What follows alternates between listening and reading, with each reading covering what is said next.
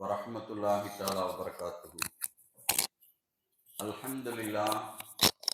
அல்ஹம்துலில்லாஹி ரப்பில் ஆலமீன். வஸ்ஸலாத்து வஸ்ஸலாமு அலா சய்யிதினா முஹம்மதின் வ அலா ஆலிஹி வ ஸஹ்பிஹி அஜ்மஈன். قال الله تعالى في القرآن العظيم والفرقان المجيد. أعوذ بالله من الشيطان الرجيم. بسم الله الرحمن الرحيم. هن لباس لكم وأنتم لباس لهن. صدق الله مولانا العظيم.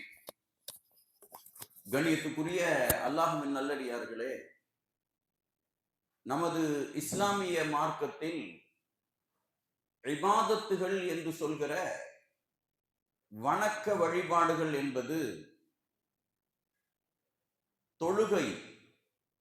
அது தக்பீர் கட்டி சலாம் கொடுத்து முடிச்சதுமே அந்த குறிப்பிட்ட டைம்ல தொழுக முடிஞ்சிடும்.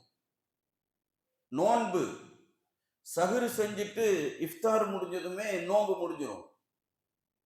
ஜகாத் தர்மம் எடுத்து கொடுத்ததுமே அந்த ஜகாத் அந்த நேரம் முடிஞ்சிடும். ஹஜ்ஜு குறிப்பிட்ட 5 நாள் செஞ்சா முடிஞ்சிடும். இந்த இபாதத்துகளுக்கெல்லாம் ஒரு குறிப்பிட்ட சில மணி நேரங்கள் அப்படி இருக்கிறது, சில நாட்கள் இருக்கிறது. ஆனால் திருமண வாழ்க்கை என்பது ஒரு நீண்ட நெடிய வாழ்க்கை. கல்யாணம் முடிச்சதிலிருந்து அந்த கணவன் மனைவி அன்பாக அனுசரணையாக ஒருத்தருக்கு ஒருத்தர் புரிந்து விட்டு கொடுத்து நல்ல முறையில அல்லாஹ் ரசூல் சொன்ன அடிப்படையில ஒரு குடும்பத்தை கணவனும் மனைவியும் அமைத்து கொள்ளுதல் என்பது அது வாழ்க்கையே வணக்கமாக மாறுகிற ஒரு உயர்ந்த ஒரு இபாதத்து தான் திருமண வாழ்க்கை என்பது. மற்ற எல்லா வணக்கங்களும் அப்பப்ப முடிஞ்சிடும். கல்யாண வாழ்க்கை என்பது ஒரு நீண்ட நெடிய நாம பந்தம். அதனாலதான் நபிகள் நாயகம் ஸல்லல்லாஹு அலைஹி வஸல்லம் அவர்கள்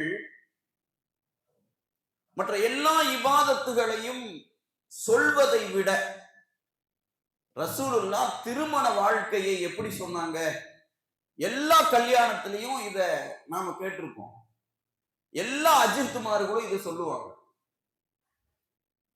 தொழாதவர் என்னை சார்ந்தவர் இல்லை, நோன்பு வைக்காதவர் என்னை சார்ந்தவர் இல்லை, ஹஜ்ஜு செய்யாதவர் என்னை சார்ந்தவர் இல்லை என்றெல்லாம் சொல்வதற்கு நிகராக ரசூலுல்லாஹி ஸல்லல்லாஹு அலைஹி வஸல்லம் அன்னிகாஹு மின் சுன்னத்தி ஃபமன் ரகிப அன் சுன்னத்தி ஃபலைஸ மின்னி. திருமணம் என்பது எனது வழிமுறை, நான் செஞ்சது. இதை யாரு இந்த திருமண பந்தத்தை யார் செய்யவில்லையோ அவர் என்னை சார்ந்தவர் அல்ல. இங்க பாருங்க, இந்த திருமண பந்த வாழ்க்கை அப்படிங்கிறது ஒரு பெரிய ரசூலுல்லாஹ்வுடைய சுன்னத்துங்க. எப்ப சுன்னத்தை நாம கடைபிடிக்கிறோமோ அது இபாதத்துங்க. இபாதத்தை நாம செஞ்சுட்டா அதற்கு சொர்க்கங்க. இப்ப சுன்னத்து என்கின்ற இபாதத் அது முன் சுன்னத்து பின் சுன்னத்துன்னு தொழுகையில தொழுகிற மாதிரி, சுன்னத்து முஅக்கதா மாதிரி எதுவெல்லாம் சுன்னத்தோ அதே மாதிரி தான் திருமண வாழ்க்கை என்பது ஒரு அவசியமாக்கப்பட்டிருக்கிற இபாதத், சுன்னத்து. இத வாழ்க்கை வணக்கமாகிற ஒரு அற்புதமான பந்தம் தான் கல்யாண வாழ்க்கை. அதனாலதான் நம்ம நிறைய திருமண நிகழ்வுல இந்த விஷயத்தை சொல்லுவோம். இந்த கல்யாணம் அப்படிங்கிறது எதோடு சம்பந்தப்படுதுன்னா களிமாவோடு சம்பந்தப்படுது. களிமாங்கிற என்னமோ நம்ம உட்கார்ந்து ஒரு பெண்ணு மாப்பிள்ளை கல்யாணம் பண்ணிட்டோம் அப்படி இல்லைங்க. இந்த கல்யாணம் என்பது களிமாவோடு சம்பந்தப்படுது. களிமாங்கிறது என்ன? லா இலாஹா முஹம்மது ரசூலுல்லாஹ், இதுதான் களிமா. இந்த களிமாவுல ஃபர்ஸ்ட் வர்றது என்னன்னா லா இலாஹா இல்லல்லாஹ், வணக்கத்திற்கு தகுதியானவன் அல்லாஹ்வை தவிர வேறு யாரும் இல்லை என்கின்ற அல்லாஹ்வை நாம என்ன பண்றோம்? நம்புறோம். என்ன பண்றோம்? நம்புறோம். இந்த நம்பிக்கை என்பது களிமா. இந்த நம்பிக்கை வந்தாதான் களிமா. தஸ்தீக்கும் பில் கல்பு வ இக்ராரும் பில் லிசான். உள்ளத்தில் நம்பி நாக்குல சொல்லணும். காஃபிர்களுக்கும் நமக்கும் என்ன வித்தியாசம்? அவங்களும் லா இலாஹ இல்லல்லாஹ்னு சொல்லுவாங்க. முஸ்லிம்கள்லாம் லா இலாஹ இல்லல்லாஹ் சொல்றாங்க, அது முஸ்லிம்களுடைய நம்பிக்கை சம்பந்தப்பட்ட வார்த்தை அப்படின்னு அவங்க சொல்றாங்க. அவங்க சொல்றாங்கன்னா, அவங்க நாட்களை சொல்றாங்கன்னா, அவர்கள் நம்மளை பத்தி சொல்லும் போது சொல்றாங்க, மனசுல நம்பிக்கை இல்லை. நாம சொல்றோம்னா மனசுல நம்பி சொல்றதுக்கு பேரு தான் களிமா, ஈமான். இந்த களிமா என்பது நம்பிக்கை சம்பந்தப்பட்டது. நம்பிக்கை இல்லை என்றால் களிமா இல்லை, ஈமான் இல்லை. அதே பாருங்க கல்யாணம். கல்யாணம் அப்படிங்கிறதும் நம்பிக்கை சம்பந்தப்பட்டதுதான். களிமாங்கிறது நம்பிக்கை சம்பந்தப்பட்டது. இந்த நம்பிக்கை அப்படிங்கிறது கணவன் மனைவியை நம்பணும், மனைவி கணவனை நம்பணும்.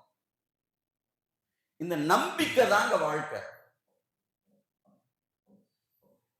இதுதான் களிமாவும் நம்பிக்கை, கல்யாணமும் நம்பிக்கை. ரெண்டாவது களிமாங்கிறது எது சம்பந்தப்பட்டது? மனசு சம்பந்தப்பட்டது. வேற எல்லாத்தையும் விட ஒரு கணவன் மனைவி என்கின்ற திருமண பந்தம் மனசு சம்பந்தப்பட்டது. களிமாவும் மனசு சம்பந்தப்பட்டது. இப்போ இது இபாதத்துங்கிறதுக்கான காரணத்தை நம்ம யோசிச்சு பார்க்கும்போது களிமாவும் நம்பிக்கை சம்பந்தப்பட்டிருக்கு, கல்யாணமும் நம்பிக்கை சம்பந்தப்பட்டிருக்கு, களிமாவும் மனசு சம்பந்தப்பட்டிருக்கு, கல்யாணமும் மனசு சம்பந்தப்பட்டிருக்கு. இப்படி இருக்கக்கூடிய இது களிமா என்பது உண்மை சம்பந்தப்பட்டது.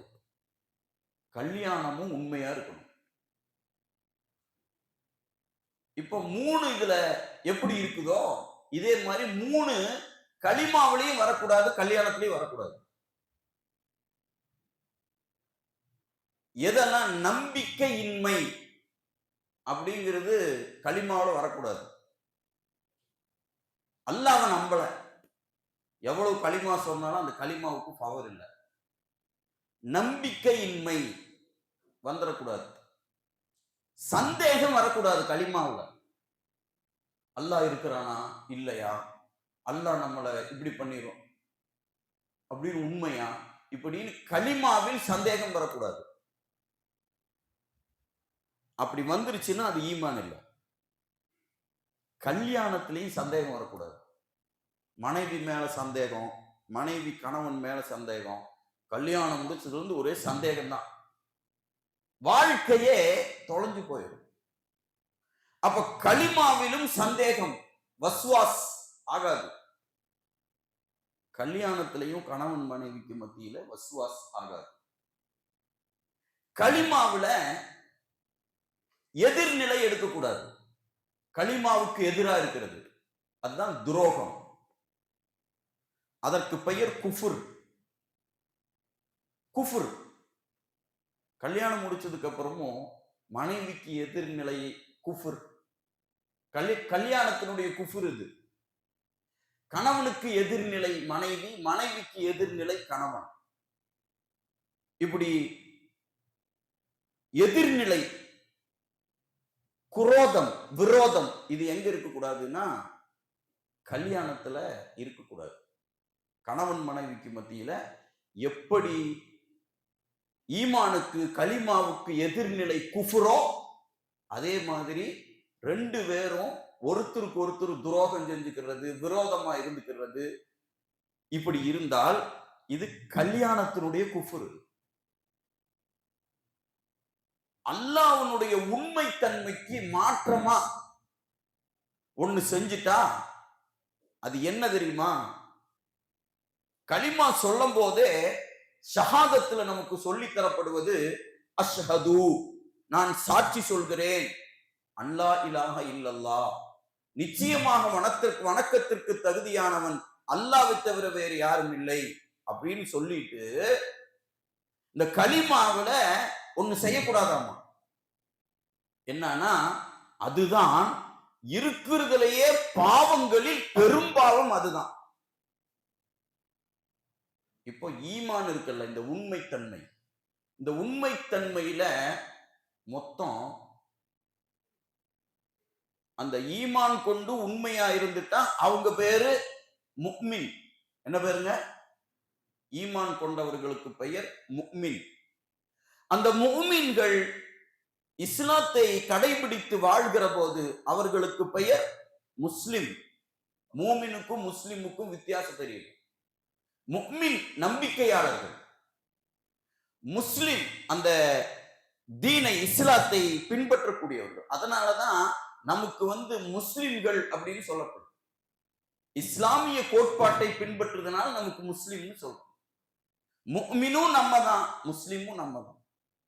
இந்த முஃமின் என்று சொல்லக்கூடியதுல இன்னும் 2 படித்தரம் இருக்கு. இந்த முஃமின் என்பது உண்மையா இருக்கிறது. கலிமா அது உண்மை. அதுதான் ஈட்டியின் முளையில் நிறுத்திய போதும் ஈமானை இழக்க மாட்டோம் அப்படிங்கிற அந்த உண்மைக்கு இருந்துறது. எந்த நிலை வந்தாலும் உண்மையாக இருக்கிறது. நான் அந்த ஈமான்ல இஸ்லாத்துல அப்படி இருக்கிறது. எது வரக்கூடாது?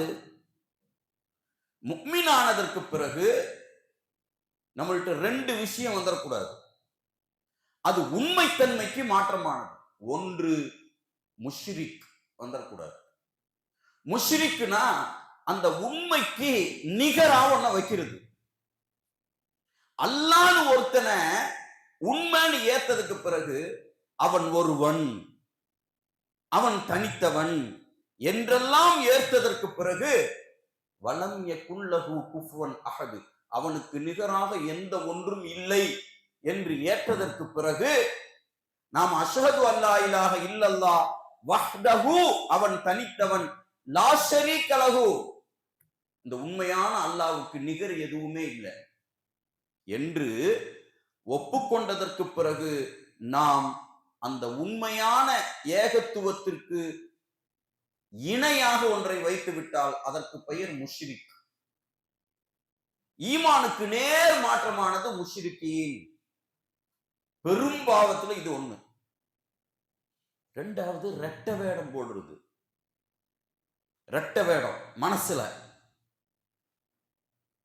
இதுவும் சரிதான், அதுவும் சரிதான், அவங்க சொல்ற தெய்வம் அது சரிதான், இப்படி அல்லாஹ் இப்படி ரெட்ட வேடம் ஈமானில். அதற்கு இந்த உண்மையில் 2 வேடம் போடுறது, அதற்கு பெயர் முனாஃபிக், முனாஃபிகீன். இந்த முஃமின், இந்த முஷ்ரிக், இந்த முனாஃபிக் என்று சொல்கிற இந்த 3ம் எதை வச்சு சொல்லப்படுதுன்னா, ஈமான் என்ற உண்மைத்தன்மையில் ஒரு மனிதனின் மனம் எப்படி இருக்குதோ அதை கொண்டு அமைக்கப்படுகிறது. இப்போ உண்மை என்று நாம் ஏற்றுக்கொண்டதற்கு பிறகு நீதான் எனக்கு மனைவி, நான் தான் உனக்கு கணவன் என்று நமக்கு நாம் பரஸ்பரம் ஒரு ஒப்பந்தத்தை ஈஜாப் கபூல் ஏற்றுக்கொண்டு நாம் ஹலாலா இருப்போம் என்று ஏற்றுக்கொண்டதற்கு பிறகு கணவனுக்கு எதிராக இவன் இன்னொன்றை ஏற்படுவது, மனைவிக்கு எதிராக அவன் வேறொன்றை ஏற்படுத்துவது, இது கல்யாணத்தில் முஷ்ரிக். நல்ல விளங்கணும். அப்ப ரசூலுல்லாஹி ஸல்லல்லாஹு அலைஹி வஸல்லம் அன்னிகாஹு மின் சுன்னதி, நிக்காஹ் என்பது சுன்னத்து அப்படின்னு சொன்ன அந்த இபாதத்திற்கே, அந்த இபாதத்து என்று சொல்கிற கல்யாணம் களிமாவோடு சம்பந்தப்பட்டதுங்க. களிமா எப்படி மனசோடு சம்பந்தப்பட்டதோ கல்யாணமும் மனசோடு சம்பந்தப்பட்டது. களிமா என்பது நம்பிக்கையோடு சம்பந்தப்பட்டதோ கல்யாணமும் நம்பிக்கையோடு சம்பந்தப்பட்டது. களிமா என்பது எப்படி உண்மையானதோ கல்யாணத்திலையும் உண்மையா இருக்கணும். இது எல்லாம் வந்துருச்சுன்னா களிமாவில் சந்தேகம் வரக்கூடாது, கல்யாணத்துல சந்தேகம் வரக்கூடாது. கணவன் மனைவிக்கு மத்தியில களிமாவில உண்மைக்கு மாற்றமா இருந்துடக்கூடாது. கணவன் மனைவி ஒருத்தர் உண்மையா இருக்கணும். இந்த நிலை, இந்த இபாதத்து என்று சொல்லப்படக்கூடிய வகையில நமக்கு வாழ்க்கையே வணக்கமாவது இதுலதான். இப்ப என்ன வாழ்க்கை வணக்கமாகுது? நபிகள் நாயகம் ஸல்லல்லாஹு அலைஹி வஸல்லம் அவர்களுடைய சஹாபிகள்ல செல்வந்தர்கள் இருந்தார்கள், ஏழைகள் இருந்தார்கள். அவர் ரசூலுல்லாஹ்ட்ட, யா ரசூலல்லாஹ், செல்வந்தர்கள் எல்லாம் தொழுகிறார்கள், இபாதத்தும் செய்கிறார்கள், பணத்தை கொண்டு தர்மம் செய்து நன்மையை கொள்ளையடிக்கிறார்கள். ரசூலுல்லாஹி ஸல்லல்லாஹு அலைஹி வஸல்லம் சொன்னார்கள், அமல்களும் இபாதத்துகளும் அவைகள் மட்டுமல்ல, உங்கள் மனைவிக்கு நீங்கள் ஒரு வாய் உணவை ஊட்டிவிட்டால் அதுவும் இபாதத் என்றார்கள். அதுவும் தர்மம் செய்த நன்மையை உங்களுக்கு தரும் என்றார்கள். நம்ம மனைவிக்கு நம்ம சோறு ஊட்டி விடுறது, நம்ம மனைவி நமக்கு ஊட்டி விடுறது. அப்ப ஒருத்தருக்கு ஒருத்தர் உண்மையா அன்பு பாராட்டி கொண்டு வாழ்கிற அந்த வாழ்க்கை இருக்குதே, அது இபாதத்து என்று சொல்லப்படுகிற காரணத்தினால்தான் அனைத்து நிக்காகுகளிலும் இந்த ஹதீஸ் அன்னிக்காக மின் சுன்னத்தி பமன் ரகிபான் சுன்னத்தி பலைஸ மின்னி சொல்லப்படுகிறது. இந்த சமூகம், இந்த திருமண பந்தம் என்பது இவ்வளவு முக்கியத்துவம் வாய்ந்ததாக நமக்கு சொல்லி தரப்பட்டிருக்கிறது. அப்ப இதை இபாதத்தா நாம ஆக்கிக்கணும். என்னமோ கல்யாணம் முடிச்சவங்க நம்ம ஒரு வாழ்றோம், குழந்தை பெற்றுக்கிறோம் என்பதையெல்லாம் மட்டுமல்ல, இது ஒவ்வொன்றுக்கும் அல்லாஹ் ஜல்ல சுப்ஹானஹு வ தஆலா நன்மையை கொடுக்கிறான். ஒரு கணவனுக்கு மனைவி உட்படுவதும் கட்டுப்படுவதும் நன்மைக்குரியதாக ஒரு இபாதத்தாக அந்த பெண்ணுக்கு கொடுக்கப்படுகிறது. ஒரு பெண் கற்பம் தரிக்கிறாள், கற்பம் தரித்து குழந்தை பெறுகிறாள், குழந்தை பெற்றெடுத்து அந்த குழந்தைக்கு பால் ஊட்டுகிறார். நடுநசி நேரத்தில் குழந்தை அழுகிறது. அழுத குழந்தைக்கு இந்த தாய் எழுந்து அந்த பச்சை குழந்தைக்கு பால் கொடுக்கிறார். இது அதோட குழந்தை தான். ஆனா ஹதீஸ்ல என்ன வருகிறது என்றால், இப்படி பால்குடி குழந்தைக்கு தாய் எழுந்து அந்த பால் கொடுக்கிறாளே, அதற்கு மலக்குமார்கள் துவா செய்கிறார்கள். யாருக்குங்க? அந்த அம்மாக்கு, தாய்க்கு. இதற்கு அல்லாஹ் அந்த பச்சை குழந்தைக்கு, தாம் பெத்த குழந்தையா இருந்தாலும் சரி, அந்த பச்சை குழந்தைக்கு இது பால் கொடுக்குது, தூக்கத்தை விட்டுட்டு அது தூங்கவே செய்யாது, இருந்தாலும் எந்திரிச்சு ஆட்டிட்டே இருக்கும் குழந்தை தூங்குற வரைக்கும்.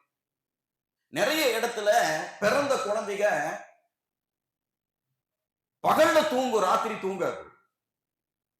ஆனா அந்த பெத்த தாய் குழந்தை ராத்திரி தூங்கலைனாலும் இதுக்கு தூக்கம் இல்லாட்டி எந்திரிச்சு அதை தாள ஆட்டி விட்டு தூங்க வைக்கும். நல்லா தூங்காது, திடீர்னு இது கொஞ்ச நேரம் படுத்து தூங்கலான்னு நினைக்கும் போது அது முழிச்சிடும், அழுகும், பால் கொடுப்பார். இவ்வளவு ரிஸ்க் எடுத்து அது ஒவ்வொன்றும் செய்யுது. இஸ்லாம் இது என்ன சொல்லுது அப்படின்னா, இந்த பந்தம் இருக்குதே, இந்த குழந்தைக்கு பால் கொடுப்பதும் இதற்கு அல்லாஹ்வினுடைய அருள், வானவர்களின் துவா அந்த தாய்க்கு இருக்கிறது என்று சொல்லி தரப்படுகிறது. ஒரு கணவன் மனைவிக்கு உணவு ஊற்றுறது சதக்கா என்றும் அமல் என்றும் சொல்லி தரப்பட்டதை போல, இவங்க ரெண்டு பேரும் சேர்ந்து அந்த குழந்தைக்கு பெற்று அந்த குழந்தைக்கு நாம் பராமரிக்கிறதுலையும், உன் குழந்தை தானே அப்படின்னு அல்லாஹ் விடுறது இல்ல, அந்த குழந்தையை பராமரிக்க கூடியதற்கும் அல்லாஹ் கொடுக்கிறான். இப்படி ஒவ்வொரு காரியத்திலேயும் என்ன இருக்கிறது என்றால், நமக்கு நன்மைகள் எழுதப்பட்டு கொண்டே இருக்கிறது. அப்போ ஒவ்வொன்றுலையும் இருக்கணும். அப்போ உள்ளத்தில் இன்னைக்கு எல்லாமே இருக்குதுங்க, எல்லாமே இருக்கு.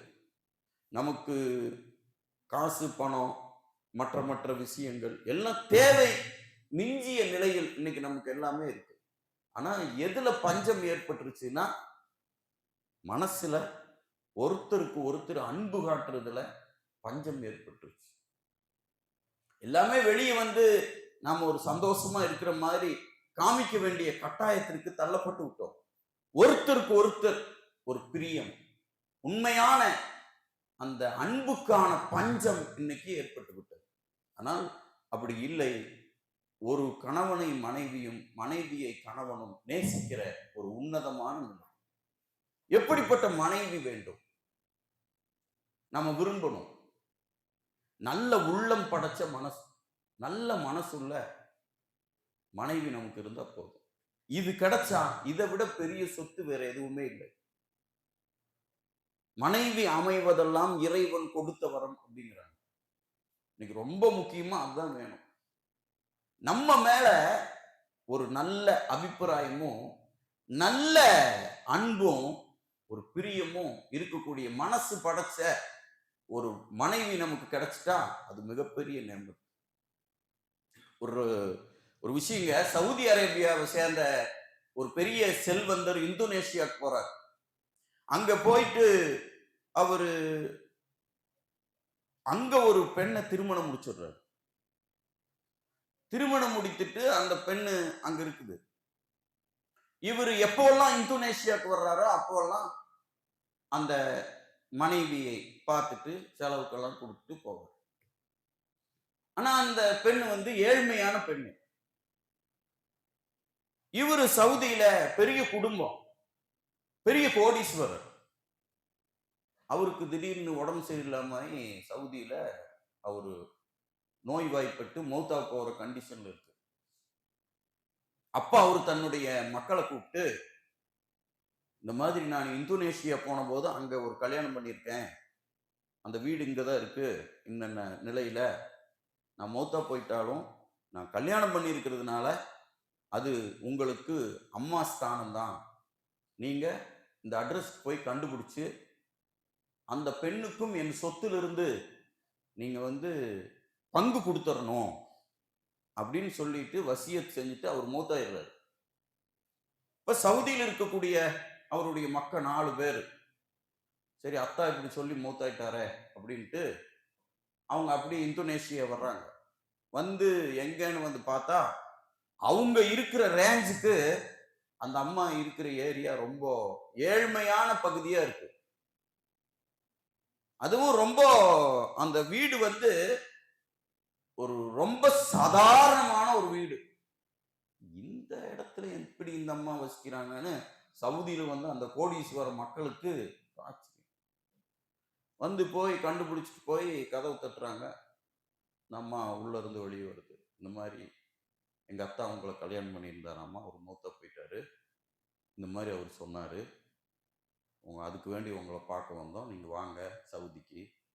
கூட்டிட்டு போறாங்க. சவுதிக்கு கூட்டிட்டு போய் அங்க அந்த அம்மா உம்ராவெல்லாம் செஞ்சு நல்ல விதமா கவனிச்சுட்டு கிட்டத்தட்ட ஒரு பெரும் தொகை, இந்தோனேஷியாவினுடைய கணக்குப்படி 4 கோடியோ 40 கோடியோ அந்த அளவுக்கு உண்டான ஒரு தொகையை அந்த அம்மாவுக்கு அவங்க இது பண்ணிட்டு, நீங்க உங்க பகுதியிலேயே நீங்க இருக்கலாம் அல்லது இங்கேயே இருக்கலாம். இல்லை அந்த அம்மா இல்லை நான் இந்தோனேஷியாவுக்கே போயிடுறேன். கூட்டிட்டு போய் அங்கேயே கொண்டு போய் விட்டுட்டாங்க. அந்த அம்மாவுக்கு உண்டானதெல்லாம் கொடுத்துட்டாங்க. எதானாலும் கூப்பிடுங்க, நீங்க எங்களுக்கு அம்மா ஸ்தானம். கொஞ்சம் வருஷம் கழிச்சு இந்த அம்மா எப்படி இருக்குன்னு பார்க்க வர்றாங்க. இது இப்ப சமீபத்துல நடந்த விஷயம். எப்படி இருக்குன்னு பார்க்க வர்றாங்க. வந்து பார்த்தா அதே வீட்டுலதான் இருக்கு, அப்படியே இருக்கு. வீடை இடிச்சு கட்டவோ நல்லது பண்ணவோ பெரும் தொகை கோடிக்கணக்கான ரூபாய் கொடுத்துட்டும் அதே வீட்டுல அப்படியே இருக்கு. மாற்றமே இல்லை. அதே உடை, அதே துணி, அதே இது. ஏழ்மை நிலையிலேயே இருக்கு. வந்து என்னங்க நீங்க நல்லா இருக்கணும்னு தானே இதெல்லாம் செஞ்சோம், நீங்க இந்த பணமெல்லாம் உங்களுக்கு தந்து இதாகுங்க, அந்த பணத்தை நான் வந்து வேலை செஞ்சிருக்கேன், என்ன வேலை வாங்கன்னு கூட்டிட்டு போகுது. அந்த அம்மா இருந்த பகுதிக்கு அப்பால் ஒரு இடம். அந்த இடத்துல போனா ஒரு பெரிய ஒரு பள்ளிவாசல், பள்ளிவாசலை ஒட்டி ஒரு பெரிய குரான் மதரசா. இந்தோனேஷியாவில் பெரிய பள்ளிவாசல் மதரசா, உள்ள எல்லாம் ஓதிட்டு இருக்காங்க. உடனே இந்த அம்மா சொல்லுது, பாருங்க இங்க எழுதியிருக்கு, உங்களுடைய வாப்பா தந்தையின் பெயர் இங்க எழுதப்பட்டிருக்கு. இந்த முழு காசை பள்ளிவாசலுக்கு முழுசா கட்டி அங்க குரான் ஓதுகிற, மனனம் செய்கிற ஒரு மதரசாவை நிறுவி அதற்கான நிரந்தரமா அது பயன்படுறதுக்கான வகைக்கு இந்த பணத்தை எல்லாம் நான் கொடுத்துட்டேன். இந்த பள்ளிவாசல் தொழுகை நடக்கும் காலமெல்லாம், இங்கே குரான் மனனம் செய்து இங்கே ஆலிம்கள் உருவாகிற காலமெல்லாம் எனது கணவன் அவருக்கு நன்மை போயிட்டே இருக்கும் அப்படின்னு தான். இந்த 4 பேரு, அந்த சவுதியிலிருந்து வந்த 4 பசங்களும் உறைஞ்சு போய் நின்ட்டாங்க. நம்மள்ட்ட இருக்கிறது பெரிய விஷயம் இல்லைங்க, அதை எப்படி நம்ம கொடுக்கிறோம் அப்படிங்கிறது தான் விஷயம். பணம் என்பது நம்ம கையில பையில இருக்கிறத வச்சு பணம் இல்லை. பை நிறைய பணம் இருக்கு, அது அல்ல. பணம் என்பது மனசு சம்பந்தப்பட்டது. நிறைய பணம் இருக்கிறவங்க லஞ்சம் வாங்கிட்டே தான் இருக்காங்க, நிறையல சேர்த்திட்டே இருப்பாங்க. ஆனா ஒரு ஏழை தர்மம் செஞ்சு செய்வாங்க. இப்ப பையில் இருப்பதெல்லாம் பணம், மனசுதான். அந்த அம்மா பாருங்க அப்படின்னு இந்த 4 பேர் உறைஞ்சிட்டாங்க. உறைஞ்சு பரவாயில்ல, இனி நாம் இதே மாதிரி தன் தந்தையின் பெயரில் எங்கெல்லாம் பள்ளிவாசல்கள் தேவையோ அங்கெல்லாம் நாமும் செய்வோம்னு இந்த 4 பேரும் தந்தை பேரில் பள்ளிவாசல்கள் கட்டி கொடுக்கிற நீயத்துக்கு வந்துட்டாங்க. இது சஹாபா பெண்களின் காலம், அவுளியாக்களின் காலம், நபிமார்களின் காலம் என்பது அல்ல. ஒரு மனைவி எந்த அளவுக்கு ஒரு கணவனை நன்றி உணர்வோடு, கணவனுடைய மறுமைக்கும் அவன் நல்ல இருக்கணும் அப்படின்னு கருதுகிற மனசு இருக்கல்ல, இந்த மனசு படைத்த ஒரு மனைவி கிடைச்சிட்டா அதுக்கு நிகர் உலகத்துல வேற எதுவுமே இல்லை. அப்படி கிடைச்சிட்டா நம்ம வாழ்க்கையே வணக்கமாக மாறுது. ஆனா இன்னைக்கெல்லாம் அப்படி இருக்காங்கிறது ரொம்ப சந்தேகம்தான். சூழ்நிலைகள் எல்லாம் மிகவும் மாறி போயிருக்கிறது.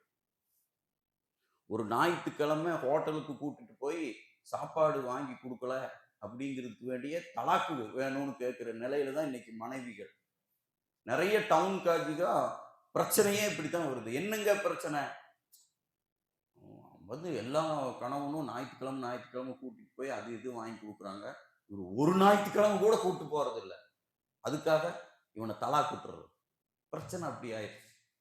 எல்லாம் சோத்துலையும் துணியிலையும் தான் வாழ்க்கைன்னு நினைக்கக்கூடிய மனநிலைகளுக்கு உருவாக்கப்பட்ட சூழ்நிலை. மனசு ஒப்பல. ஆனா இந்த மாதிரி நம்மின் மேல் இந்த துன்யாவிலும் நமது ஆகிரத்திற்கும் நன்மையை கருதுகிற மனைவி கிடைச்சுட்டா அதுதாங்க மிகப்பெரிய விஷயம். இதை விட நபிகள் நாயகம் ஸல்லல்லாஹு அலைஹி வஸல்லம் அவர்கள் சிறந்த கணவர்.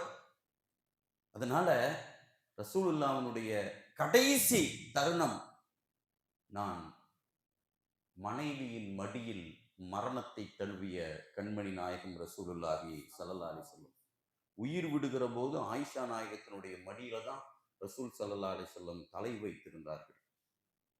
அப்போ மனைவியின் மடிங்கிறது எப்படிப்பட்டது? ஒரு கணவனுக்கு எல்லாவற்றையும் விட பேரன்பை அப்படி ஒரு கணவன் மனைவி மேல வைக்கணும் என்பதற்கான முழு ஈடுபாட்டை ஸல்லல்லாஹு அலைஹி வஸல்லம் அவர்களுடைய கணவனாக ரசூலுல்லாஹ் எப்படி இருந்தார்கள் என்கின்ற வாழ்க்கையை பார்க்கிற போது நமக்கு கிடைக்கிறது.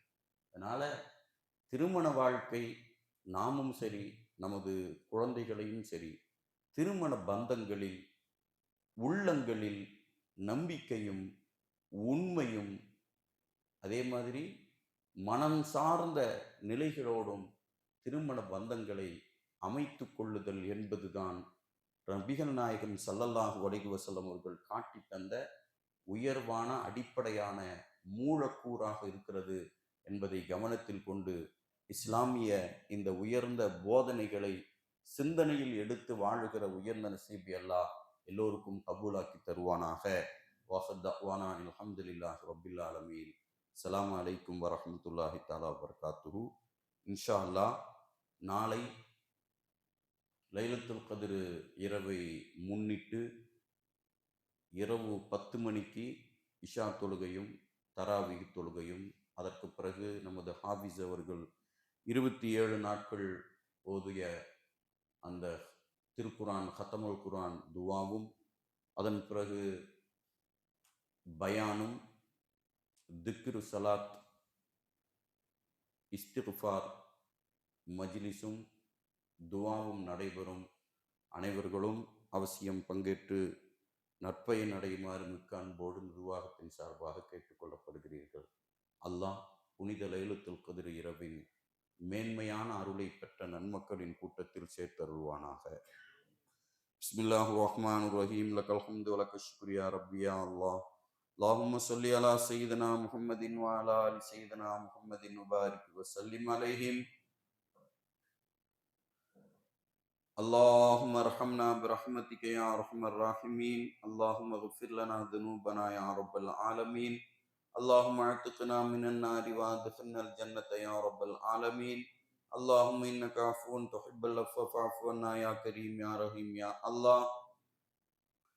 ربنا آتنا في الدنيا حسنة وفي الآخرة حسنة وقنا عذاب النار. صلى الله تعالى وسلم على خير خلقه سيدنا محمد وعلى آله وصحبه أجمعين والحمد لله رب العالمين. صلى الله على محمد صلى الله عليه وسلم. صلى الله على محمد صلى الله عليه وسلم. صلى الله على محمد يا رب. السلام عليكم.